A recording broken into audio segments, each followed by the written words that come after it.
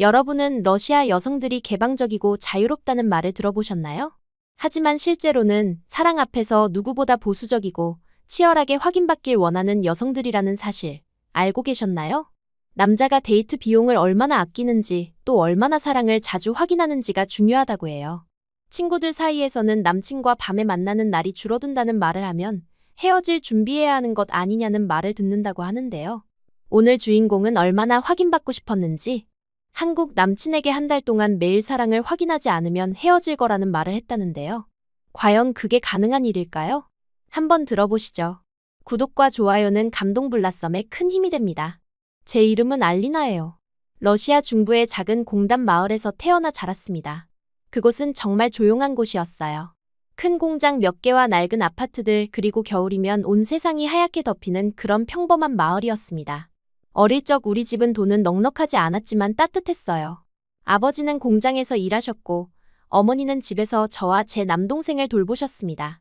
저녁 시간이면 늘 온 가족이 작은 식탁에 둘러앉아 하루 있었던 일들을 나누곤 했어요.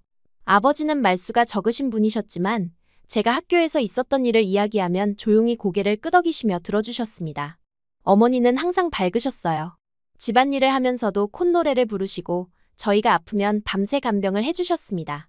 겨울이면 뜨거운 차를 끓여주시고 여름이면 시원한 과일을 깎아주셨어요. 그때만 해도 저는 우리 가족이 영원히 이렇게 행복할 거라고 믿었습니다. 하지만 제가 중학생이 되던 해부터 뭔가 달라지기 시작했어요. 처음에는 아주 작은 변화였습니다. 아버지가 퇴근 후 바로 집에 오지 않고 늦게 들어오시는 날이 생겼어요. 어머니는 저희에게 아버지 일이 많아지셨나 봐 라고 말씀하셨지만 저는 뭔가 이상하다는 걸 느꼈습니다. 아버지의 눈빛이 예전과 달랐어요. 저희를 바라보실 때 어딘가 멀어 보이셨고 식탁에서도 대화보다는 조용히 식사만 하시는 일이 많아졌습니다. 어머니가 무슨 이야기를 해도 응 한마디로 대답을 끝내시곤 했어요. 저는 그런 아버지를 보며 가슴이 답답했습니다. 몇 달이 지나자 아버지의 변화는 더욱 뚜렷해졌어요. 퇴근 후 술 냄새를 풍기며 들어오시는 날이 잦아졌습니다. 처음엔 어머니가 힘드시니까 이해하자 고 하셨지만 점점 그 횟수가 늘어갔어요. 아버지는 집에 계셔도 마치 다른 세상 사람처럼 느껴졌습니다. 어머니는 그런 아버지를 위해 더욱 노력하셨어요. 아버지가 좋아하는 음식을 해드리고 집안을 더 깔끔하게 정리하고 아버지의 옷도 더 정성스럽게 다려주셨습니다. 하지만 아버지의 마음은 이미 멀어져 있었어요. 저는 어머니가 혼자 애쓰는 모습을 보며 마음이 아팠습니다. 학교에서 돌아와 보면 어머니가 혼자 주방에서 울고 계신 적도 있었어요. 제가 들어가면 급히 눈물을 닦으시며 괜찮다, 괜찮다 고 말씀하셨지만 저는 어머니의 마음을 다 알 수 있었습니다. 그때부터 저는 우리 집의 분위기가 예전 같지 않다는 걸 확실히 깨달았어요. 중학교 2학년이 되던 해 상황은 더욱 심각해졌습니다. 아버지는 주말에도 집에 계시지 않는 일이 많아졌어요. 친구들과 만난다 고 하시지만 언제 돌아오실지도 알 수 없었습니다. 어머니는 그런 아버지를 기다리며 밤늦게까지 잠들지 못하셨어요. 어느 일요일 오후였습니다. 아버지가 또 나가신 후 어머니와 저는 집에서 텔레비전을 보고 있었어요. 그런데 갑자기 어머니가 저에게 말씀하셨습니다. 평소와 다른 진지한 목소리였어요. 알리나야, 엄마가 너한테 중요한 얘기 하나 할게. 저는 텔레비전에서 눈을 떼고 어머니를 바라봤습니다. 어머니의 표정은 슬프면서도 단호해 보였어요. 사랑이라는 게 말이야, 말로만 하는 게 아니란다. 남자가 여자를 진짜 사랑한다면 그걸 몸으로 보여줘야 해. 행동으로 증명해야 하는 거야. 저는 어머니의 말이 무슨 뜻인지 정확히 이해하지 못했지만 그 말에 담긴 깊은 의미를 느낄 수 있었습니다. 어머니는 계속 말씀하셨어요. 아버지가 예전처럼 우리를 사랑하신다면 이렇게 집을 비우지 않으실 거야. 사랑한다는 말만으로는 부족해. 진심은 행동으로 나타나는 법이거든. 그 말이 제 마음속에 깊이 박혔어요. 사랑은 말이 아니라 증명되어야 하는 것이라는 어머니의 가르침은 나중에 제 연애관을 완전히 바꿔놓게 됩니다. 시간이 흐르면서 아버지의 변화는 더욱 뚜렷해졌어요. 집에서 어머니와 대화를 나누시는 일이 거의 없어졌고 저희 자녀들에게도 관심을 보이지 않으셨습니다. 어머니는 여전히 아버지를 위해 애쓰셨지만 그 노력이 보답받지 못한다는 걸 저도 알 수 있었어요. 고등학교에 올라가면서 저는 다른 친구들의 가정과 우리 집을 비교하게 되었습니다.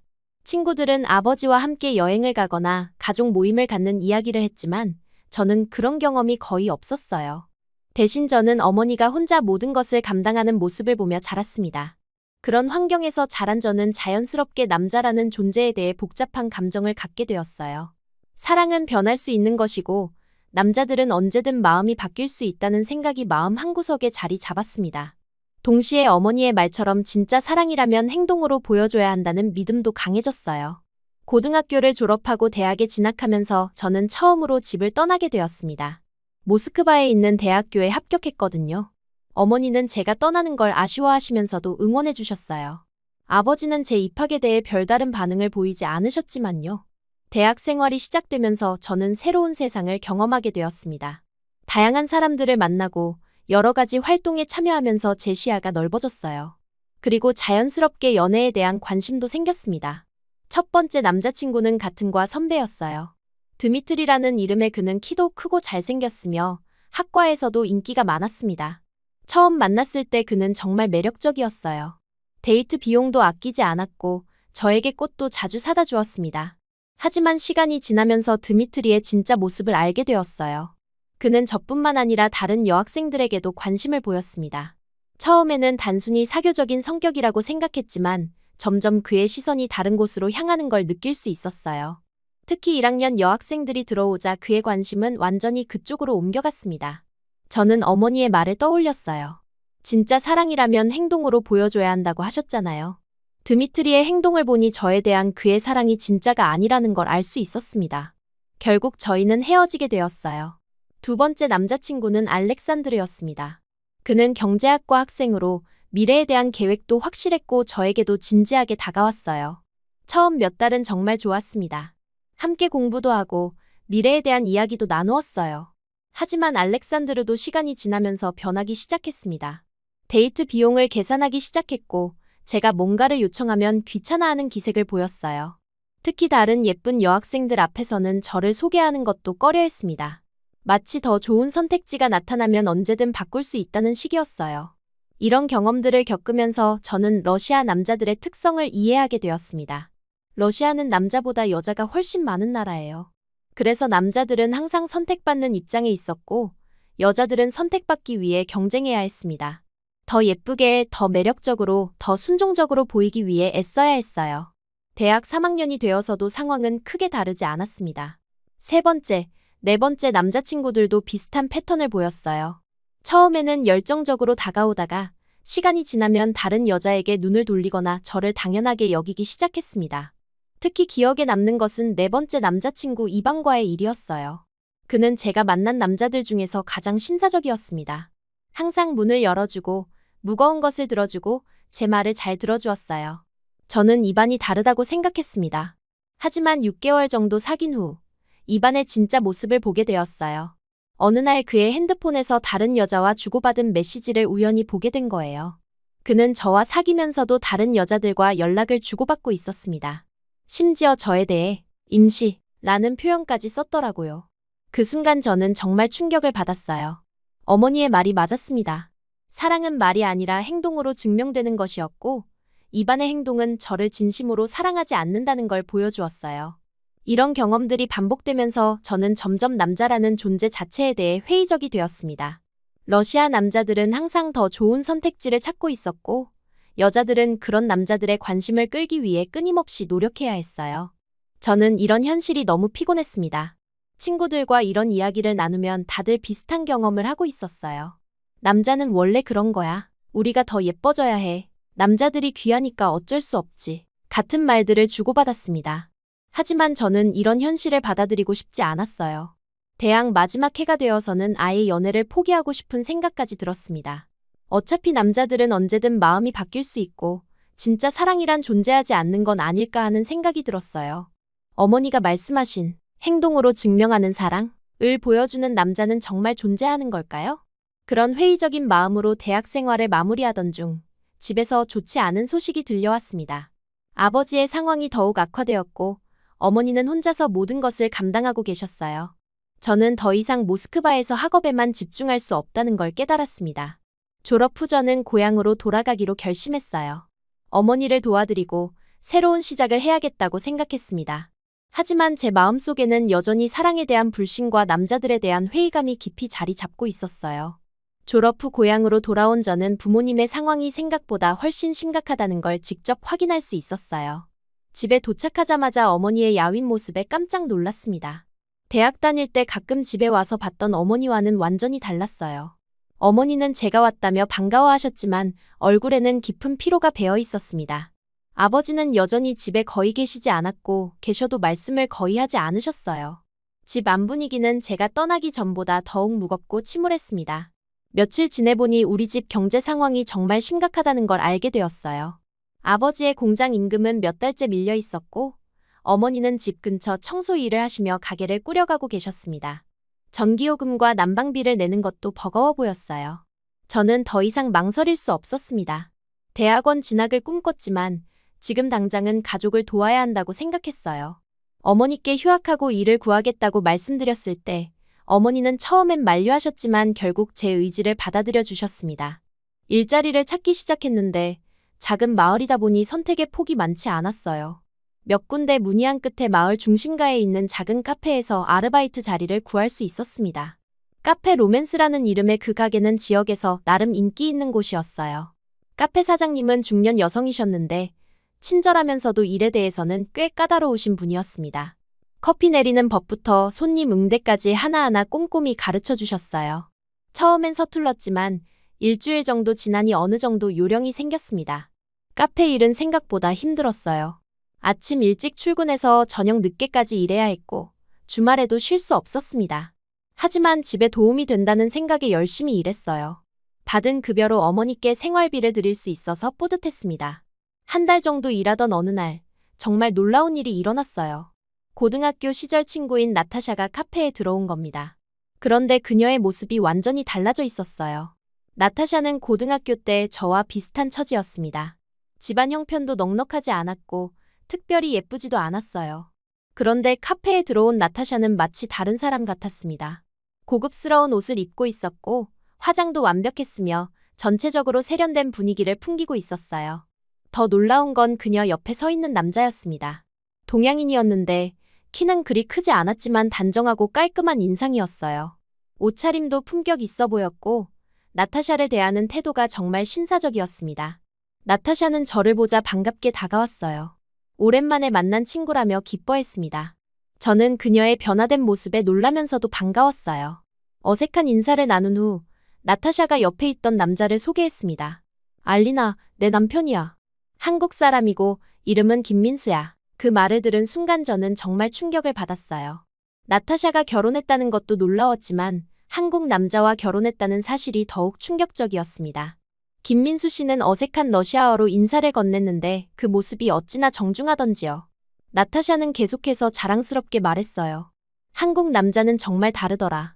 러시아 남자들과는 비교가 안 돼. 그녀의 말에는 확신이 가득했습니다. 저는 그 말이 무슨 뜻인지 정확히 이해하지 못했지만 뭔가 중요한 의미가 있다는 걸 느꼈어요. 두 사람은 커피를 주문하고 잠시 앉아 있었는데 그 시간 동안 저는 김민수 씨의 행동을 유심히 관찰했습니다. 그는 나타샤의 의자를 빼주고 커피를 가져다주고 작은 것 하나하나까지 신경 써주더라고요. 러시아 남자들에게서는 보기 힘든 모습이었어요. 나타샤는 떠나기 전에 저에게 조용히 말했습니다. 알리나, 한국 남자들은 정말 다르더라. 여자를 소중히 여기고 가정을 중요하게 생각해. 러시아에서 이런 남자 만나기 힘들잖아. 그 말이 제 마음속에 깊이 박혔어요. 나타샤가 떠난 후에도 계속 그 말이 맴돌았습니다. 정말 한국 남자들은 다를까요? 제가 지금까지 경험한 러시아 남자들과는 정반대의 모습일까요? 그날 밤 집에 돌아와서도 나타샤의 말을 잊을 수 없었어요. 인터넷으로 한국 문화에 대해 찾아보기 시작했습니다. 한국 드라마와 영화 그리고 한국 남자들에 대한 글들을 읽어봤어요. 물론 모든 게 사실일 수는 없겠지만 확실히 러시아와는 다른 문화인 것 같았습니다. 며칠 후 저는 용기를 내어 국제결혼 중개 사이트에 가입했어요. 처음에는 단순한 호기심이었습니다. 정말 다른 나라 남자들은 어떨까 하는 궁금증 말이에요. 하지만 마음 한편으로는 나타샤처럼 행복한 결혼을 할 수 있을지도 모른다는 희망도 있었습니다. 사이트에 프로필을 올리자 생각보다 많은 연락이 왔어요. 중국, 일본, 한국, 심지어 동남아시아 남자들까지 다양했습니다. 처음에는 설레는 마음으로 몇 명과 연락을 주고받았어요. 첫 번째로 만난 건 중국 남자였습니다. 리웨이라는 이름의 그는 중국에서 사업을 한다고 했어요. 돈이 많다는 걸 강조하며 저에게 비싼 선물을 사주겠다고 했습니다. 하지만 실제로 만나보니 정말 실망스러웠어요. 리웨이는 첫 만남부터 저를 품정하듯 바라봤습니다. 마치 물건을 고르는 것처럼 제 외모를 평가하는 눈빛이었어요. 대화 중에도 러시아 여자는 예쁘다더니 정말 그렇네. 중국에 오면 편하게 살 수 있어. 같은 말만 반복했습니다. 저를 하나의 인격체로 보는 게 아니라 소유물로 보는 것 같았어요. 더 충격적인 건 식사 도중 그가 한 말이었습니다. 결혼하면 중국어 배워야 하고 우리 부모님께 효도해야 해. 러시아 가족과는 연락 끊는 게 좋겠어. 저는 그 말을 듣고 바로 자리를 떠났습니다. 두 번째로 만난 일본 남자도 비슷했어요. 히로시라는 50대 남성이었는데 나이 차이가 많이 나는 것도 문제였지만 더 큰 문제는 그의 태도였습니다. 자신이 일본에서 안정적인 직장을 가지고 있으니 저는 그저 따라오기만 하면 된다는 식이었어요. 히로시는 계속해서 일본의 좋은 점들을 나열하며 저를 설득하려 했습니다. 하지만 그 과정에서 러시아를 무시하는 발언들을 서슴없이 했어요. 러시아는 경제가 안 좋으니까 일본에서 살면 훨씬 나을 거야. 같은 말들이었습니다. 저는 점점 불쾌해졌어요. 가장 결정적인 순간은 히로시가 제게 일본 가면 내 말만 들으면 돼. 복잡하게 생각하지 말고 라고 말했을 때였습니다. 마치 저를 생각할 줄 모르는 존재로 취급하는 것 같았어요. 그날도 저는 일찍 자리를 떠났습니다. 이런 경험들이 반복되면서 저는 점점 실망하기 시작했어요. 나타샤가 말한 다른 나라 남자들도 결국 러시아 남자들과 크게 다르지 않은 것 같았습니다. 어쩌면 남자들은 어느 나라든 비슷한 건 아닐까 하는 생각이 들었어요. 그런 회의적인 마음으로 며칠을 보내던 중 카페에서 흥미로운 광경을 목격하게 되었습니다. 매일 같은 시간에 오는 동양인 남자가 한 명 있었어요. 조용히 커피 한 잔을 주문하고 구석자리에 앉아서 책을 읽거나 노트북으로 일을 하는 모습이었습니다. 처음에는 별로 신경 쓰지 않았는데 며칠 지켜보니 재미있는 일들이 벌어지고 있었어요. 러시아 여성 손님들이 그 남자에게 자꾸 말을 걸려고 하는 거였습니다. 어떤 여자는 일부러 그 테이블 근처에 앉아서 시선을 보내고 어떤 여자는 직접 다가가서 대화를 시도하기도 했습니다.